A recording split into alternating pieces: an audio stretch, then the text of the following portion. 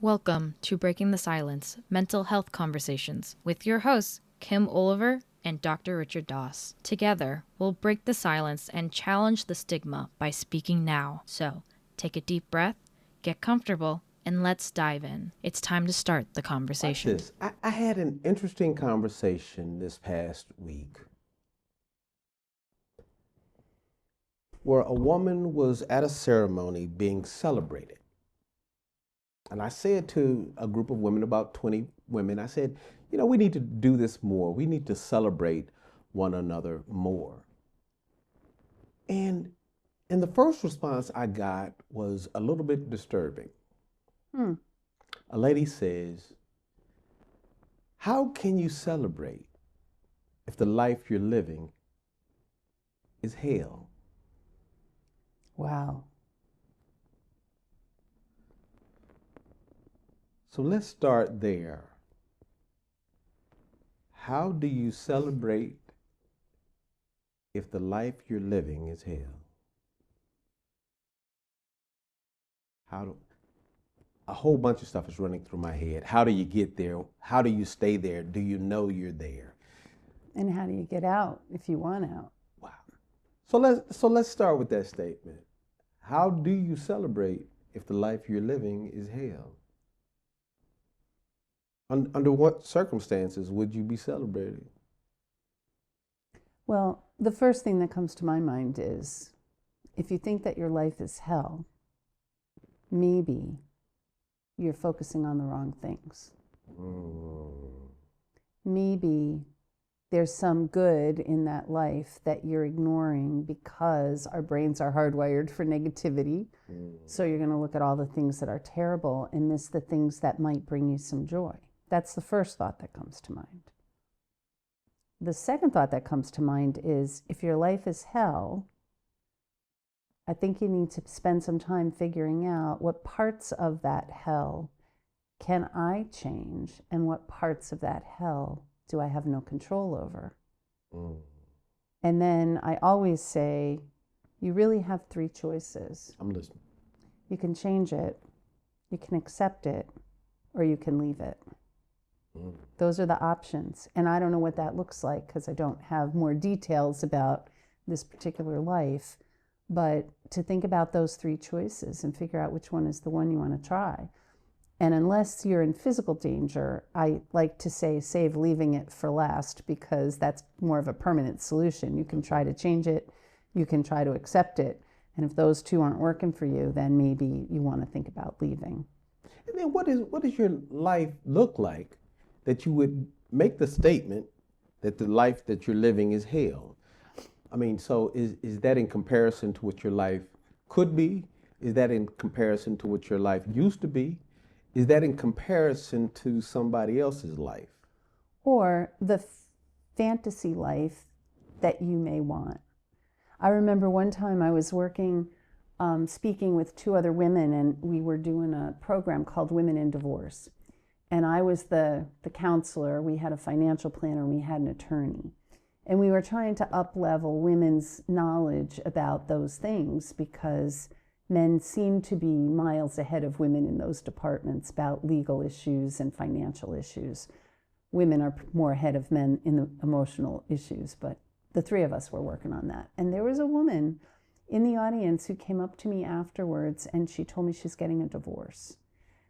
And I said, oh, why are you getting a divorce? She says, well, my husband is a great guy. And I said, okay, I'm listening. And she said that she reads 5 Harlequin romance novels a week. And her husband isn't like any of the heroes in those books. Oh, God.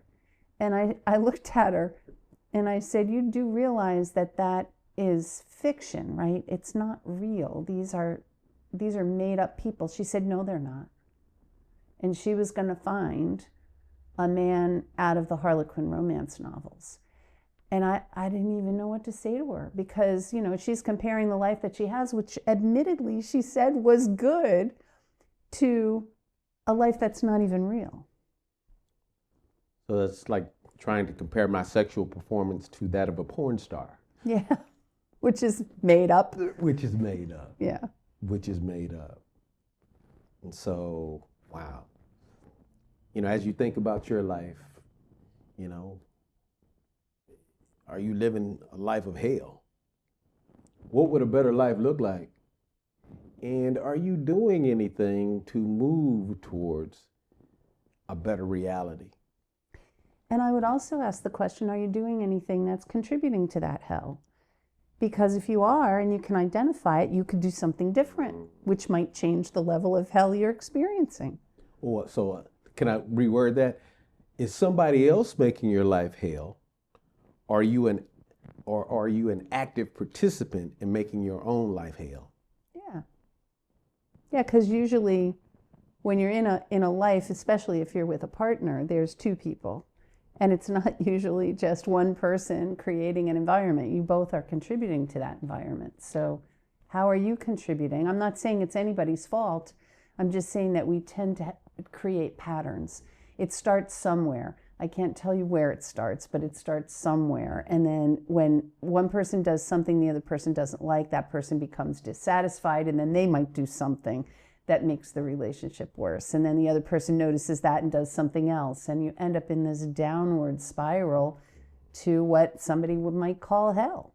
Is it somebody else's responsibility to make my life better? 100% no. So you're saying it's my responsibility? 100% yes. Yeah, that's the first step of mental freedom. It's taking responsibility for your own stuff. And the stuff I say that's yours is every single thing you do, everything you think, and your own happiness and getting your own needs met, and the solutions to your problem. Those are what's yours. And 50% of every relationship you're in. And I'm not saying you owe 50 and the other person owes 50. I'm saying your 50% is getting your needs met without preventing the other person from getting theirs met. So you do that, and you've got a fully responsible life and an empowered life, and you're not a victim to anyone. So if I want to find my way out of hell, I need my own hammer and my own chisel to find my way out. Yeah, and it may not take a hammer and chisel. Maybe you need a hot air balloon to lift you up out of that life. I mean, I don't know. I don't know what it is, but you're responsible for finding that exit. So I guess my takeaway is life doesn't have to be hell. No. And so even if my life has been hell for a long time, it doesn't have to be hell. It doesn't have to stay that way. Yeah, but you have to believe that. Because if you're thinking, oh, who is this? Kim and Richard talking about stuff that I've never experienced before. That you may think that we're just, talking out both sides of our mouth, right? But I've known people who have had horrible experiences in their life, been victimized, have trauma, be able to build a good life for themselves. It takes time. It doesn't happen overnight, but it can definitely happen. And I believe that hope is the first ingredient that you have to have. You have to believe that you have the power to make some changes in your life. So as we continue this conversation about celebrating and talking about a life that's hell, I had a woman say this. It was a group of about 20 women. I had a woman say this. A lot of times it's hard for us to celebrate one another because we don't know one another.